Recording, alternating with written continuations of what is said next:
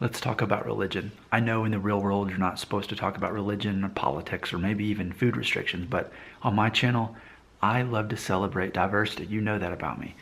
And I made another video talking about how people of certain ethnicities typically don't end up with certain accents. So it's rare that certain ones match up. Similarly, I find this with religion as well. I understand, obviously, that certain religions are ethnocentric. There's a reason why most Muslims are of Middle Eastern descent and why most Jewish people are of Hebrew descent. There's a reason for that. But it is interesting, though, when you have someone like me. So just consider this for a moment. So, as we've discussed before, my great-grandmother, who is Sephardic Jewish, Mary Maria Veit, married someone who was mostly Middle Eastern descent, but of course he was culturally Italian and had the name and spoke the language. They were Italian, but ethnically, a Sephardic Jewish great-grandmother married my mostly Middle Eastern grandfather.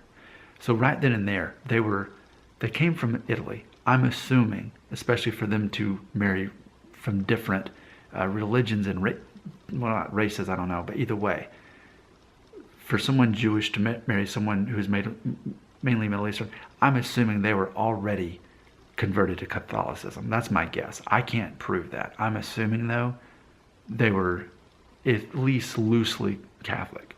That's my guess. But still, though, that's interesting, though, because for, thousands of years, that was passed through that Jewish religion and culture through my great-grandmother.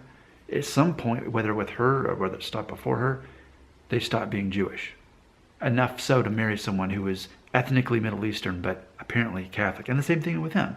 He was mostly Middle Eastern. Typically, Middle Eastern people are Muslim, but either it stopped with him or before him. That's amazing in itself that they would move forward through Catholicism. And it's not just there. It's also, even with the Mexican side of me, I'm a quarter Mexican. So, somewhere in my Mexican background, where the Aztec or the Mayan, they had whatever religion they had. And then when the Spanish and Europeans came in, also converted to Catholicism. So on my mom's side, it was just, by the time she got here, and with her parents, they were Catholic. But before that, who knows? How long were they Catholic, especially on the Sephardic Jewish and Middle Eastern side? How recently did they convert to Christianity? In fact, I don't know for a fact that they actually were, because they came here 100 years ago, and then my Sephardic Jewish grandmother passed away when she was only 38. And so we don't know much about her.